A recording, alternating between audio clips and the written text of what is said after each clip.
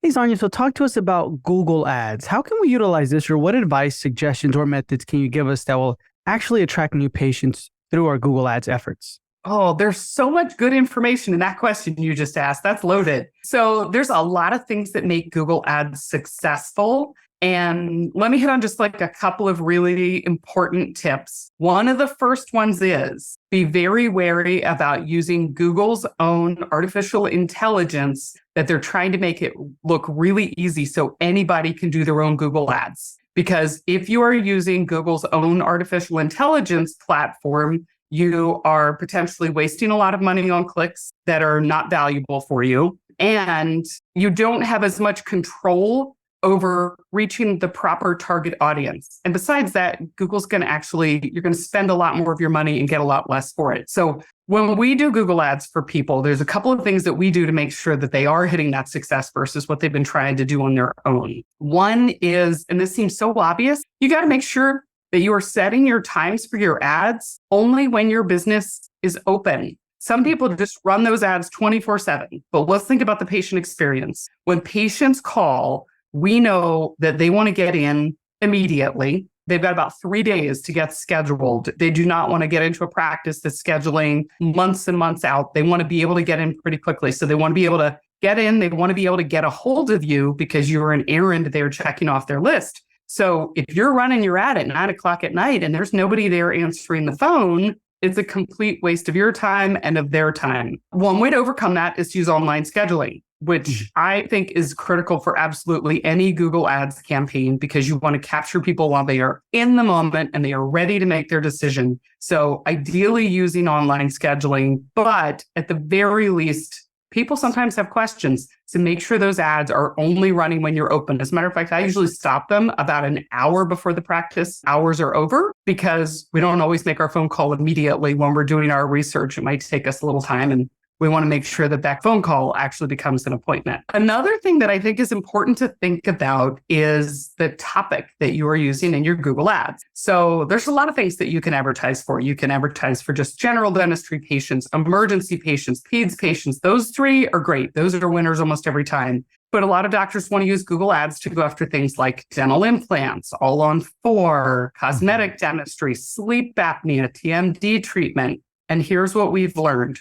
The click-through rates on those higher level campaigns can be insane. Our click-through rates are usually, honest to be 27 to 35% on those campaigns. So literally like 35% of the people that see your ad when we're running it will click on it, go to a landing page. The difference is these types of leads are doing a lot of research. They're what I would call they're higher up in the funnel. So they're exploring all of their options. And these are not the leads that are going to just click to schedule an appointment or just call you and immediately make their appointment. There's a lot of follow-up contact that they need. So when they call you, or even if they submit a form, for example, it often takes 7 to 9 additional touches before they are ready to commit to an appointment. So if you're just sitting there and waiting for them to make that decision on the spot, you're going to end up really frustrated because you'll get a lot of clicks and a lot of people who seem to be interested,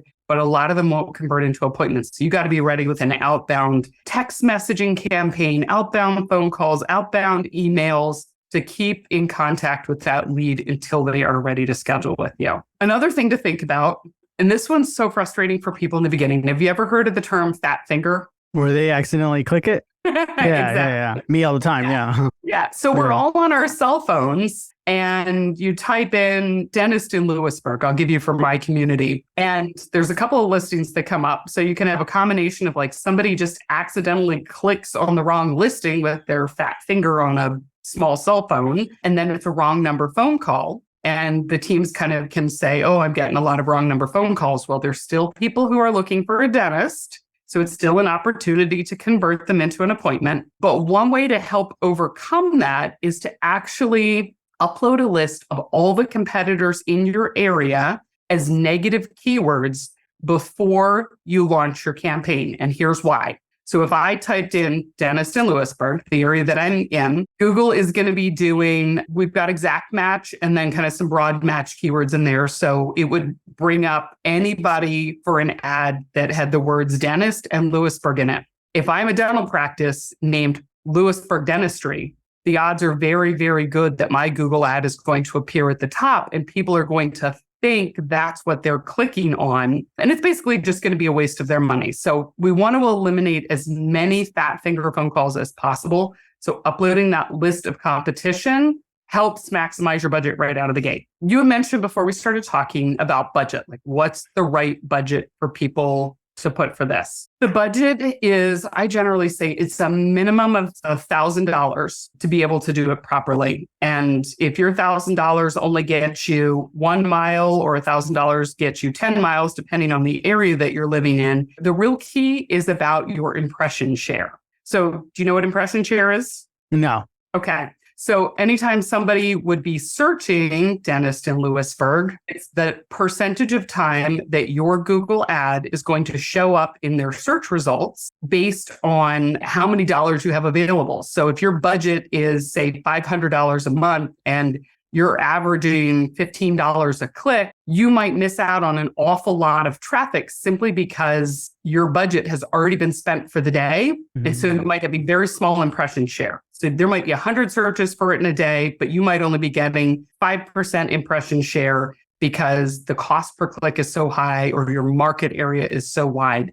It's a lot better. Instead of necessarily just going with budget, it's more about setting up the parameters of the campaign to make sure that you are maximizing your impression share. You want to be able to make sure that your Google ad is showing up a minimum of 80%, 90% of the time when somebody is doing a search. Otherwise, they're clicking on your competitor's ad. Okay. Interesting. So more budget, better. But if we don't have the more budget, what do? We just hone in, or what are you thinking? So yes, you can limit the hours when your campaign is running. For example, I've seen practices where we'll only run it, say, Monday, Tuesday, Wednesday, and we'll front load that at the beginning of the week because we know those people want to get in quickly. So we want to make sure that we're not running an ad on a Friday where they're not going to be able to get in until Tuesday or Wednesday the next week. So you can kind of compress your budget that way. You can limit the size of the market area that you're in. Instead of that 10-mile radius, you can say, I'm just going to make sure I'm capturing everybody in a 1-mile radius, or I'm going to pick a particular zip code that's important to me. Maybe everybody in your immediate area knows you, so we want to go outside of that area and just target a certain zip code. So there's a couple of different things that you can do to really maximize that budget. The thing that I always keep in mind with budget, and I tell everybody this right out of the gate, is that it's always going to go up. This is a bidding situation. I teasingly say Google clearly does not have enough money, this trillion-dollar organization. So they're going to make it harder and harder for your ads to appear until you spend more money per time that somebody clicks on your ad, which means that you will not get as many clicks for the same amount of money over time. So what might start out as $1,000 budget might have to be $1,500 the next year or $2,000 the year after that. It's not growing quite that quickly, but just know that sometimes you're going to probably have to end up spending more money to get the same amount of traffic over time just because those ad costs are going to go up. There's kind of a trend lately. Have people been talking to you about these sponsored listings up at the top? Yeah. Where it's is there a green check mark, I want to say, or something like that, or? Yes. So these listings, the thing that's really different about these listings, before anybody could buy a Google ad and set up a campaign. I mean, I could be the guy down the street. I could be somebody in China. It doesn't matter. Anyone could set up a campaign. These sponsored listings, Google is making you go through this deep verification process. You have to give them not just prove that you're in your physical location. They need to see your actual credentials. Like they need to get your, I forget exactly what it is, if they need your diploma or your license number or something, but they need actual proof that you are a licensed practitioner. And they're not doing it in every market. The area that we're in is rural enough. They aren't doing those sponsored listings yet. They're still just kind of testing it in some of the more major markets. But the thing with these sponsored listings that's really kind of interesting is instead of saying, I have, a budget of $1,000 and I'm trying to get as many clicks as I can at an average cost of $5 a click, you're paying for performance. So they're charging you per phone call. It is their call tracking line that is used. And so when someone clicks on that ad and calls, it's running roughly around $100 per phone call for an appointment, which Cost per lead, that's actually not terrible, Mhm. but you got to have a team who's ready to take the phone calls and are able to convert those leads into good appointments. So I still kind of see those in like the testing phase where people are figuring out if they're worth it or not. Are the searchers actually going to respond to those or not? In my humble opinion, my favorite one, I mean, obviously we all love Google Ads and just in general, but I love the ones that are in the Google Maps listings that you can do a sponsored listing right in all of the Google Maps so that your name appears at the top. If you are in a market that's so competitive, you can't get into 1, 2, or 3 position in your market area, just buy your way into that list. Okay. Interesting. Real quick, if you could kind of guide us throughout the part where you were discussing the topic on Google Ads, how to keep in contact with the outbound of this. So they click, they don't sign up. You said it takes several touch points. How can we build something there? So great question. It's actually something we're working on is trying to close that loop for the doctors. But the idea is when somebody calls, they have questions. They're not ready to make a decision yet. So the team, first off, needs to be ready with a list of very common objections that the caller is going to have about that particular product. So let's say it's cosmetic dentistry. People are going to ask, what does it cost? Is it covered by insurance? How long does it take? Is this painful? Can you fix this particular problem? What do you charge per tooth? They have all these questions. First step is for the team to have all of those objections written down and your answers for them figured out. It just makes for a better experience. People are not going to make their decision in the moment. You'll get a couple that you might be able to bring in for a consult, but most of them are like okay, let me think about it. That's where it's important to get a follow-up phone number, a follow-up email, and then set a regular outbound set of touch points. So over the next couple of days, email, phone call, text message, and kind of repeating that process until you get that person to make a commitment, because they're doing a lot of homework. They're talking to a lot of different options to see who's going to be the best one for them. And honestly, the person who makes the sale is usually the person who's just more active and showing more interest in that prospective patient. Gotcha. So stay active, basically, right? You got to stay really active. You can't just take that one phone call and let it die with, I'll leave it up to the patient if they're going to call me back.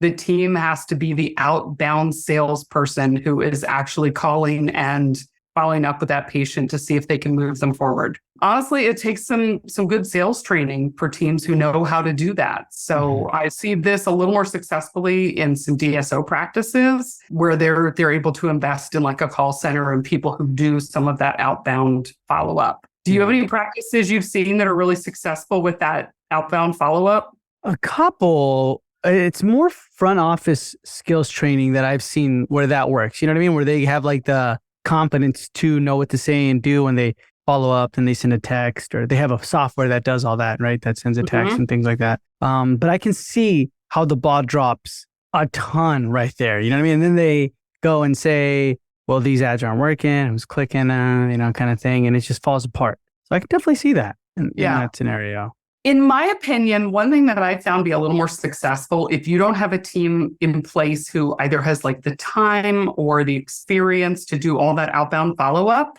I'm a big believer in bring these patients in under a general dentistry campaign. People who are just looking for, I need a new dentist. They're going to come in. They're going to go through their hygiene experience. They're going to have a comprehensive exam with you that's better than anyone they've ever had in their entire lives. And they build a relationship with you. And you can start asking them questions about, so what do you think about the appearance of your teeth? Is there anything that you're unhappy with that you'd ever wished you could fix? Would you like to know what your options are? You've already got their attention because they're in the office. I find it is much easier to move those types of patients forward to things like implants and all-on-4 and cosmetics and sleep apnea. Once they know who you are as a doctor and why you're qualified and they like you as a person and they like your office. So I find it is a far better spend of your money to actually go for the general to kind of get those big procedures in a roundabout way. Gotcha. Awesome, Xana. I appreciate your time. And if anyone has any further questions, you can definitely find her on the Dental Marketer Society Facebook group,